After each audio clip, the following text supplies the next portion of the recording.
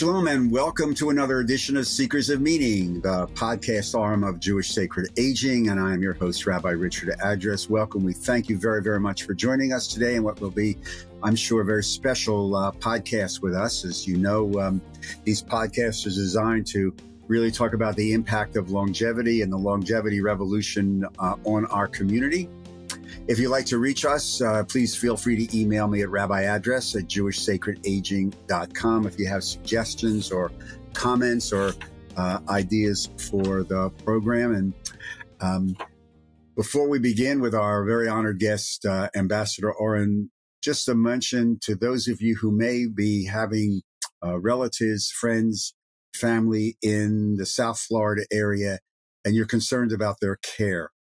I want to make you aware of our sponsor, Advocare in South Florida. Amy Siegel is the head of Advocare.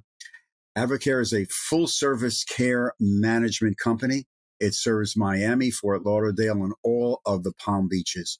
They're professional health advocates, and they're available to help you with your loved ones 24 hours a day, 7 days a week, to assist whatever your needs are with your family concerns in the South Florida area.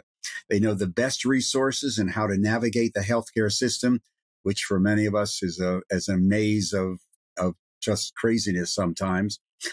How to support your family to help you, for those of you who are not in Florida and can't get down there all the time. They can accompany you to doctor's appointments, your loved ones to doctor's appointments, provide professional support in the ER, and communicate with medical providers so that you are constantly informed as to the progress and status of your loved ones. Elders here, family there. Rest assured, with Advocare, you can reach them at caremanage.com. That's www.caremanage.com. You can call them at 561-266-3489. That's Advocare, 561-266-3489. It is a pleasure and an honor to welcome to today's edition of Seekers of Meaning, Ambassador Michael Oren. Welcome, Baruch haba, shalom, and how you doing? Shalom to you, Rabbi Address. I'm great. I'm fine, thank you. Great. We're going to talk about your new book, a work of fiction called Swann's War. Swann's War, available through bookstores and, of course, Amazon. This is not a detailed examination of the intrigues of politics of the Middle East, but it is a work of fiction about Mary Beth Swann. And we are taken back to the 1940s, I think 1944, 1945, on a little slip of land off of New England. As I read through the book, I guess the first obvious question is, Ambassador, what brought you to write this? Did you get a vision? Did a voice call to you in the middle of North Jersey or the Parkway saying, write this book about a female police captain? Yeah, first of all, yes, that's something like that. I tell you the truth. Wow. I've been writing. People say, what point did you leave writing history or being in politics and turn to fiction? And the answer is I started as a fiction writer. I started as a poet. I was a teen poet. I published my first poem in 17 magazine when I was 14 years old. Oh my God, 17 magazine. Yeah, and wow. Then I went on to write films and plays, and I've been involved in writing. This is actually my fifth work of fiction. And I always say that history writing supports my fiction writing habit. And I'm always happiest. The best compliment I get on my history writing is that my history books read like novels. I love that. And I use many of the same tools. This book takes place in 1944, 1945. I had to know what people spoke like, what they ate or didn't eat because it was rationing, the clothes they wore, the radio programs they looked to. A lot of historical research went into the book. I wanted to get it exactly right. Where does the influence come from? Where does the inspiration come from? It's an excellent question. It's one that I actually ask myself. Usually when I write, my short stories, for example. I had a collection of short stories recently called The Night Archer. The stories have three components. One is a story, which I hope will be entertaining for my reader. I want to keep my reader on the edge of her or his seat. Secondly, I want to draw on my experiences, whether in politics or in academia, in the army. And thirdly, I want to say something fundamental about human relations, about love, about reality, about God. I often write about religious issues. And this book, this novel, Swann's War, is very different. I did not grow up off the coast of New England on a small fishing island. I know nothing about cod fishing. I know nothing about cranberry farming. At least I didn't. Now I do. And I knew very little about policewomen in the 1940s. Back then, they were called women policemen. They didn't carry guns. They didn't walk beats. It is a complete work of fiction. And even the island on which this takes place, Fourth Cliff, is an imaginary island. You won't find it on a map, though there is a map of the island within the book. And so I don't know. All of a sudden, one day I looked up and there was this character, my protagonist, Mary Beth Swann, saying, "Hello, nice to meet you. I'm your hero." And here's the story. But having said that, it's very much grounded in history. One of the big parts of the book is the presence of Italian prisoners of war in the United States. During World War II, some 51,000 Italian prisoners of war were stationed in the United States, and they were held under minimum security conditions, and they were allowed to work. They worked in farming, they worked in fishing. And that is very much a historical fact, but also a historical fact is the oppression, the government oppression of Italian Americans during World War II. Because everyone knows about the mass incarceration of Japanese Americans, but that same presidential edict allowed for the incarceration of thousands of Italian Americans, and it's pointed out in the book that among them were Joe DiMaggio's parents. The executive order that you referred to, I think was it Executive Order 9066 that President Roosevelt signed. Mm-hmm. The internment of Italian America, I mean, the fear factor alone, sadly, we're still dealing with fear factors in the way we treat people and the very, very Jewish theme of the other, the other. And of course, this is wartime. And the prologue begins, I'm not going to give too much away, but with one of the Italian prisoners being dragged up in one of the fishing nets, right? And that's where we meet Mary Beth. So who is Mary Beth to you? Well, she's my hero. She is a woman, by the way, she's a Catholic woman from South Boston, the daughter and granddaughter of, cops, Irish American cops, who is determined to become a policewoman, though her father doesn't support the idea, thinks it's ridiculous that women should be policemen. She marries Archie, who is the police captain of this island. He brings her to the island, and the island is not very welcoming to her. She's alien, and we forget the days when there was a tremendous amount of racism and hatred toward Catholics, the Papists, on the part of sort of WASP America, Protestant America, and the Maritimers on this island are not very accepting of Mary Beth Swann, both as a woman and as a Catholic, and as a sort of a big city girl. And then World War II breaks out, and her husband, Archie, gets called up into the Marines to fight in the South Pacific, and she finds herself basically the law on this island. And she's full with self-doubts, as you know. She doesn't know if she's up to the job. Can she fill Archie's shoes? And when she's faced with a serial killer, all of these insecurities, all the loneliness comes to the fore. And what I so admire about Mary Beth Swann is her ability to overcome her insecurities, ability to overcome this hostile environment, and to keep pursuing this killer to the very end. Yeah, you get the sense and for those of you who will buy the book, and again, I'm not giving anything away. Ambassador Oren alluded to it. This is a very solitary, focused heroine who, as you read the book, her sense of aloneness, and you do paint this wonderful descriptive pictures of the island, of its almost bleakness and its isolationness from that's a word, from the mainland.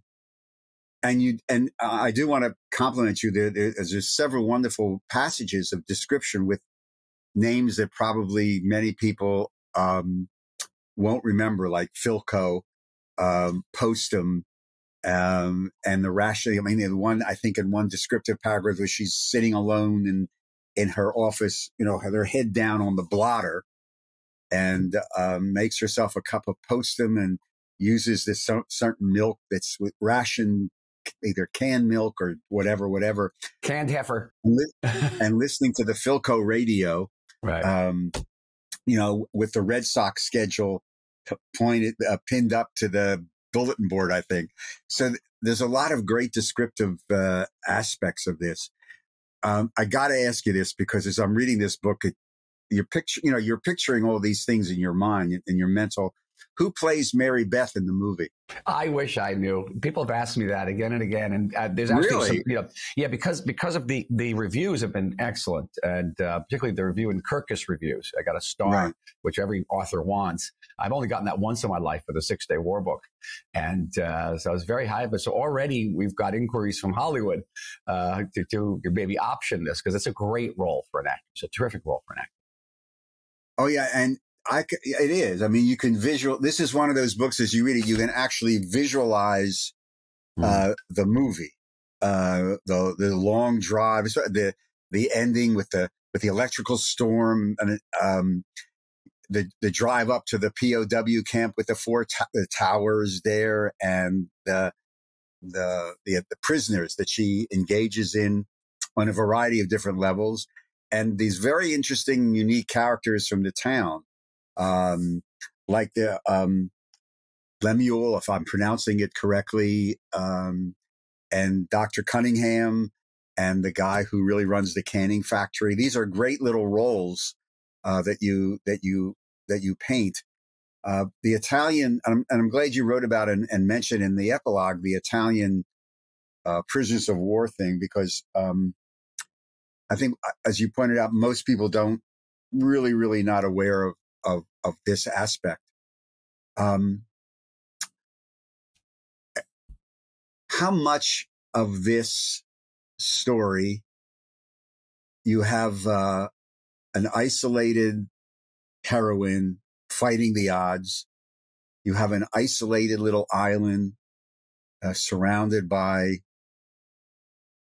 water and hostile environments in the middle of a war.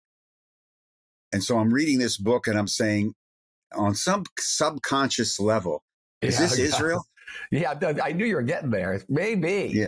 Yeah. And thank you for mentioning that. Yeah, Israel is an island in that way, and a lot of hostility and feeling very alone. I mean, on a personal level, I grew up as the only Jewish kid in a largely Sicilian neighborhood. It's interesting. I write about Italians, and I write about Italians because I knew Italians growing up. And part of The Sopranos was shot in my neighborhood, that kind of neighborhood. And I experienced anti-Semitism from a very early age. It had a profound impact on my decision to move to Israel. And so being alone, being unaccepted, taking on tasks that involve seemingly insurmountable odds. I think, and I want to say this humbly, I've encountered similar situations in my life, whether it be going to Israel or being in the army. I was a lone soldier in the paratroopers, coming to Washington at a very tense time in the U.S.-Israel relationship. So I can identify a lot with Mary Beth Swann. What was the greatest challenge in writing this book? Was it the research, or is actually sitting down and bringing all the research and yourself together? Because writing is it's a lonely sport. It's very lonely. This was a unique experience for me because I mentioned before, this is my fifth work of fiction. I've written a lot of history books, and I write quite often for the press. I write for Tablet. I write for Atlantic. Right. And like many writers, there's going to be that moment where you smack your head on the keyboard, or if you're really frustrated, you smack your head on the screen. And I always say there's a God of writing. You never know why. You can have a really terrible night's sleep, but write really well, and then have a good night's sleep and be completely blocked. Nobody knows. I didn't have a moment like that with this book. This book literally flowed out of me, and I had so much fun. I mean, I'd be just smiling the whole time I was writing it. And the research was fascinating for me. Wow. Especially the part about language. I must tell you, the language, I went through every line in this book, every spoken line in the book, to see if this is something that somebody would say in 1944. At one point, I had a character say, game over. And I looked up in the dictionary, and it turns out the first time game over was used was in 1970. So that had to go, game over. And, you had to learn expressions like, criminy and Jiminy Crickets. Which, by the way, are both substitutes for Christ. Jiminy Crickets. And so that was fascinating. The great challenge of the book, and I mean massive, that I've never encountered before, was writing a whodunit. And a murder mystery.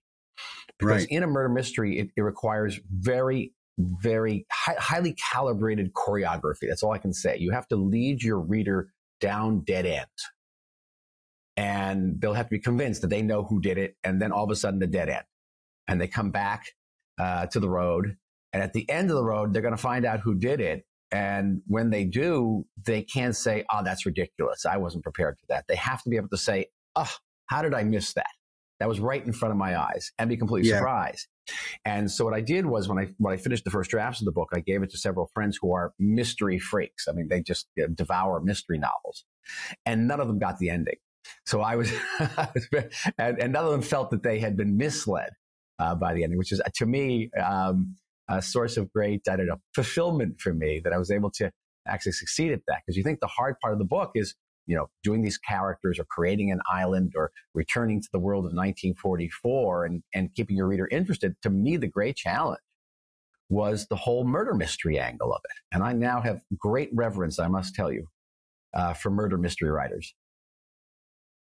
Again, I don't want to give anything away, but there is sort of like a glimmer. I may about 3/4 of the way through the book, there's a piece of dialogue that doesn't make that fits in the context, but as you end the book, I remember saying, oh, wait a minute. But looking back maybe 100 pages before, there was this, should I pick that up or something, which is, a compliment to you and your skills. Right. But you did accomplish that, because the end is really, you could see it builds and builds and builds and builds. The last couple of chapters are very frenetic in the way it's written. I mean, it really works out really, really well. So again, congratulations. Again, the book is Swann's War, SWANN '(S) War. You'll be taken back to this little island off the coast of New England in 1944 and 1945, surrounded by World War II, missing loves, missed opportunities, and regrets, and at the end, fulfillment, with Ambassador Michael Oren. We'll be back with the ambassador. Just a reminder from Advocare, our sponsor for this month here on Seekers of Meaning. Advocare is a care management company that's going to assist you in taking care of your loved ones who may be living in the South Florida area, Miami, Broward, Palm Beach counties. They assist with medical issues, physician and medical center meetings, associations, in-home care, communicating totally with you back home, wherever you may live. They provide complete support to clients wanting to stay in their own home as long as possible. Your family is assigned a nurse care manager, or a social work care manager, or both, if both are needed. And Advocare is familiar with all their health and living needs to create a plan to remain as stable as possible. So if you're interested in following up with Advocare, if you have a need, as so many people do who are scattered around the United States and have loved ones in the South Florida area, please consider to give Advocare a call. Their number is 561-266-3489. That's 561-266-3489. Or you can go to the great God of the internet and go to www.caremanage.com. That's caremanage.com. And when you reach them, please do us a favor and tell them you heard about them from the Seekers of Meaning podcast. We'd appreciate it. Again, Ambassador Oren, Swann's War. I asked you what was the most exciting. What was the most the most frustrating thing in this whole process? Was it the dialogue? Was it going back in time? Was it the mystery thing? The most frustrating thing, and you talked about the most gratifying thing, in essence, of really how you created this. I guess I want to ask you then: are you going to write another mystery? I don't know. That to me is very daunting. Because that part of it was so difficult, and my greatest dream and my greatest fear is that a publisher will come along and say, "Can you give us 2 more Mary Beth Swann stories?" And I'm thinking about it all the time. I do have a collection of short stories I'll be publishing next year, and a nonfiction book I'm publishing next year. Publishing a book on my vision of Israel for 2048 on its 100th birthday. It's called Israel 2048, the Rejuvenated State. And so I'm writing. So I'd have to come up with 2 new mysteries. That's true. Does Mary Beth Swann move back to Boston with Archie? I don't know. That is the question. Let's not give it away. But I'm here in New Orleans. Yesterday I was at the World War II Museum, and my That's father, a great museum. Amazing. It was my father was a decorated veteran of World War II, highly decorated, I would say, and he passed away last year. And certainly his World War II experiences informed this book. An earlier novel I wrote called Reunion was based on the reunions I attended with my father, his World War II reunions. So there's something about that period which has such a profound resonance for Americans, not just for Americans, but particularly here. It's a world in which there were good guys and bad guys, and life was simpler. And so there's a tremendous nostalgia for it. I'm going through a number of airports on this tour, and I can't help look at the books that are on the Hudson racks, and you see, I would say a quarter, maybe a fifth to a quarter of all the books on sale are somehow related to World War II. People want to go back, and it's not that Mary Beth Swann's world isn't complicated, but it isn't complicated by internet. And it isn't complicated by gender identity issues, and it isn't complicated by political correctness. I mean, there's so much, or political polarization at the time when all Americans are pretty much on the same side there, and pulling for America and believing in America. So it's a world in which Harvard graduates, and there is a Harvard student in this book, want nothing more than to go off and fight. And that's a rather radical departure from our reality today. So, that part of it was, for me, always going back is a beautiful experience. What you learn as a writer is that the writing part of it is the easy part. Then comes the editing, and I've had excellent editors on this book. And they will point out, inconsistencies. A person who has blue eyes on page 3 has to have blue eyes on page 200, right? Consistency. They may think that Mary Beth Swann sometimes becomes a little bit too insecure. And they will tweak that book. One of the interesting experiences I've had with every book I've written is people writing in with comments / corrections. Really? And oh yes, and the book I wrote about America in the Middle East called Power, Faith, and Fantasy. I can't tell you how many emails I got. You got this wrong. You got that wrong. And some of them, sometimes they're right. No book is perfect. And as T.S. Eliot once said famously, the poem is over when the poet gives up. And that is true of any work of creation. You just give up. At a certain point, you can't perfect it anymore. So on this book, I'll tell you the interesting comments I've gotten. I hope this won't dissuade anybody from reading it. I mentioned Ted Williams, the immortal Ted Williams, player for the Boston Red Sox, and how he hits a home run over the left field fence. And several people have written to me and say, no, Ted Williams hit home runs over the right field fence. Right. You left-handed batter. you knew that. You knew that. Yeah, well, I've dabbled in baseball every once in a while. So yeah, as a Philadelphia Phillies fan, so yeah. My condolences. No. We'll leave that alone. We'll leave that alone. We'll leave that alone. Yeah. You mentioned something just briefly before we start running out of time. I do want to pick up on this. So you're writing this book on Israel 2048. What is it? 2048. Yeah. Mm-hmm. So we're about 2 decades away from that, believe it or not. Yep. Very close. Which in itself is hard to believe. And and we're recording this in the middle of November. The elections, the midterms from here are just over. The elections in Israel are just over. You have a unique experience. I know a lot of people in the liberal religious community are very concerned about the tenor of what this new Israeli government is going to be. What's your take? You looked about creation. We're in Genesis. We're talking about creation. Nothing's perfect. Are you optimistic, concerned, troubled about where we are in the current Israel relationships with the United States and what's going on there? So if you remember the SATs, there was always that answer D, all of the above. So my answer to my concern, worried, optimistic is D, all of the above. Okay, of course I'm concerned. As someone who comes out of the world of liberal American Jewry, for many, many years, member of a Reform synagogue in Jerusalem, and as a person who negotiated the Kotel arrangement and tried to defend it within the government, alas, not successfully. Yes, I'm concerned. I'm concerned for the ability of refugees from Ukraine and Russia to come to Israel. That's the question.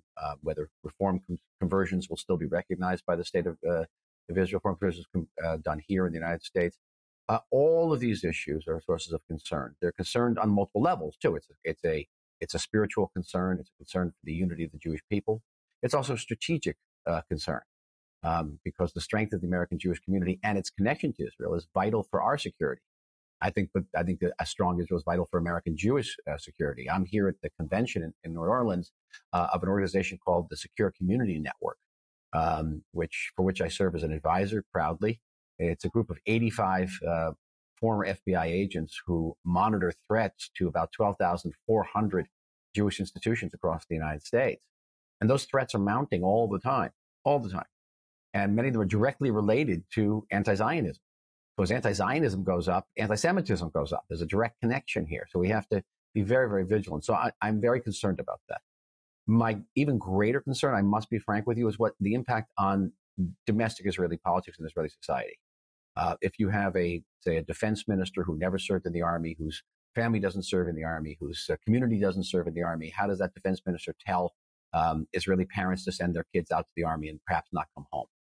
That is, you're toying with the DNA of Israeli society, the fabric of our society. So many, many concerns. Having said all that, I'm optimistic. What is optimistic? First of all, we have a government, and we have a stable government that may be able to make some very faithful decisions. We have faithful decisions coming up.